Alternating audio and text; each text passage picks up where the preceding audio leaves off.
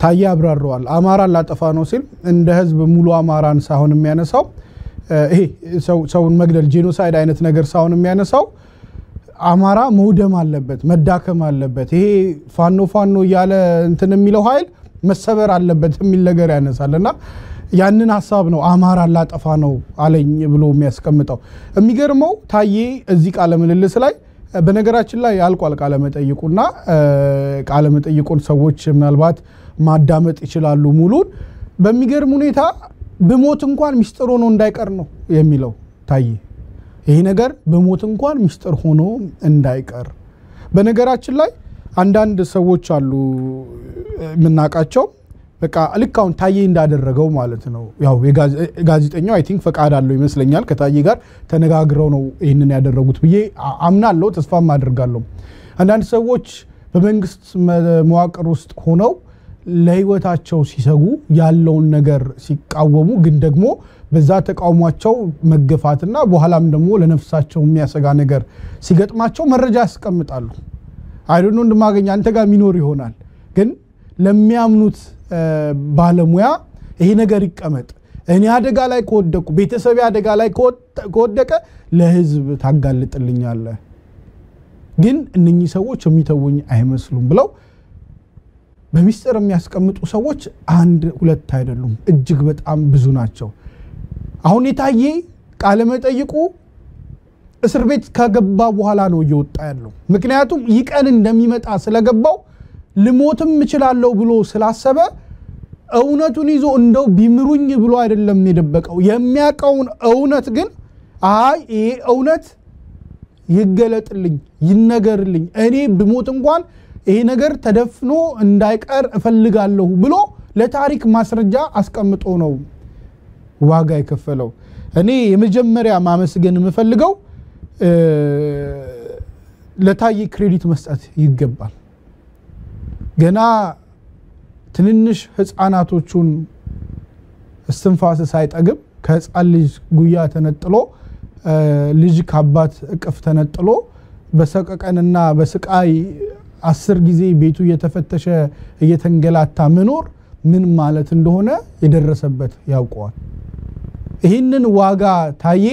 ለግሉ ቢሆን ከለቀቁት በኋላ ካገር መውጣት ይችላል መሸሽ ይችላል ብዙ ነገር ማድረግ ይችላል እኔ እጅግ በጣም አዝናለሁ እንደ ህዝብ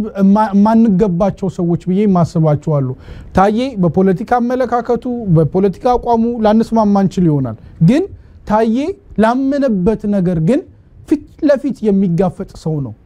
አንዳንድ ጊዜ እንደ ህዝብ ለኛ የማይመጥኑን ሰዎች ማለት ከኛ በላይ ይሆኑ እነሱ ለህዝብ ሊከፍሉት የፈለጉትን ዋጋ ህዝብ ለሰከንድ እንኳን ከጎናቸው ሊቆም የማይመርጥላቸው ማለት ነው እና አንዳንዴ እንደዚህ አይነት የከበሩ ሰዎች በመካከላችን ይገለጣሉ ቀደም እንዳልኩት ታዬን የከበረ የምለው በፖለቲካ አቋሙ አካሄዱ ፍልስፍናው ስለምግባባ ስለምስማማ አይደለም ግን ላመነበት ዓላማ ለህዝቤ ይጠቅማል ባለው መንገድ ግን ወደ ኋላ ሳይል በዚህ ደረጃ የሚጋፈጥ ሰው በመሆኑ በሚያሳዝን መልኩ ደግሞ ቤተሰቡ ሜዳ ላይ እንዲወድቅ ሲደረግ አንድም ሰው እንኳን ባልደረሰበት ሁኔታ ታዬ ግን ደግሞ ያንን ነገር ደፍሮ በማድረጉ እኔ ታዬን ቤተሰቡን ለከፈለው ዋጋ እንደ ህዝብ ልናመሰግን ይገባል ብዬ አስባለሁ ሌላ ለኔ ለታዬ ጸልያለሁ ምክንያቱም የልጆች አባት አይደል ወንድማገኝ እንደ በቴ እንዳይሆን ጸልያለሁ እንደ በቴ እንዳይሆን ልጆቹ ያላባት እንዳይቀሩ ጸልያለሁ ምክንያቱም የኛ ህዝብ እኔ በህዝባችን ብዙ ሀዘን ተሰምቶኛል ምክንያቱም ሁሉ ጊዜ ጀግኖች እየበላ የሚታገሉለትን ሰዎች እያስበላ ተመልሶ ጸጥ ብሎ ለገጆች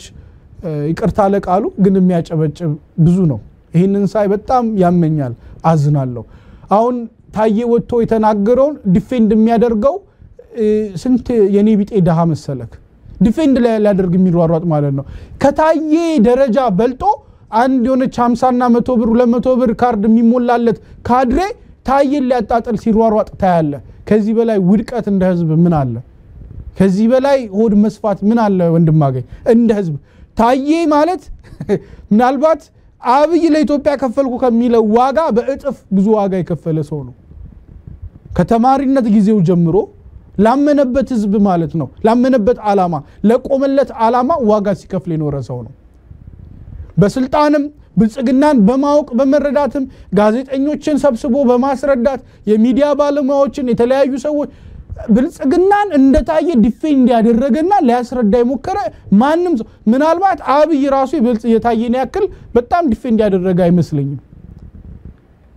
ግን አሁን ዛሬ ተነስተው ታየን ምን ሊያደርጉት ይሞክራሉ በቃ አሁንም ስሜታዊ በጣም በሚገርም ሁኔታ ባጭሩ ሳስቀምጠው እዚህ ቪዲዮ ላይ ምን ይላል ያን ጊዜ ጨካኝ አረመኔ ኖት ያልኩት በስሜት አይደለም ጋዜጠኛው የጠየቀው እሱ ነው በስሜት ነው ወይ ተናደነው አይደለም ይሄን ካሉኝ ስላሉኝ ነው ስለሚሞተው ሰው ግድ ስለማይላቸው አማራ እንዲጠፋ ነው ህዋትን ወደዚህ እንዲገባ ያደረግነው ታዲያ ይሄ ሁሉ ሰው ስቃይ ሲወርድበት ሴቶች ሲደፈሩ የሚሞቱት ህፃናት አያሳዝኑም ወይ ስለው ምንም ርህራሄ አለማሳየቱ ያ ጨካኔው ነው አንድም የገለጥኩት ብሎ ነው ታዬ የሚያብራራው የሚገልጸው እኔ እጅግ በጣም ነው የማዝነው ግን ያው ታዬ ቀጥታ ከጠቅላይ ሚኒስትሩ ጋር በተያዘ ጠቅላይ ሚኒስትሩን ተናገረ እኔ ግን ጠቅላይ ሚኒስትሩን ብቻ አይደለም አሁን እንደ ድሮ አይ ህዋት ነው ብለ የኢህአዴግን ሁሉ አብሮ የበላና ያስበላን ሁሉ እዳ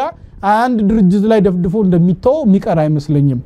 አማራን ላጠፋ ነው ሲለው ተመስገን አብሮ የዛ አካል ነው አገኘው አብሮ የዛ ተባባሪ ነው አብይ ብቻውን አይደለም ሽመልስ የዛ ተባባሪ ነው በየካቢኔው ውስጥ ያሉ አይ እኔኮ ህጉን ብቻ ነበር ሲሰራ ነበር እኔኮ ኢኮኖሚው ላይ ነበርኩ እኔኮ እዚህ ላይ ነበርኩ ብለ ማምለጥ አትችልም እያንዳንዱ በጠቅላይ ሚኒስትር ካቢኔ ውስጥ ያለ ግለሰብ በፓርቲው ማዕከላዊ በለው ወይም ደግሞ የበላይ ስብስብ በለው የትኛው መዋቅርና ቅርጽ ውስጥ ያለ በዚህ ሂደት ውስጥ ያለ በሙሉ አብሮ ተጠያቂ ነው ይሄ ፕሮጀክት ምናልባት ዋና መሪው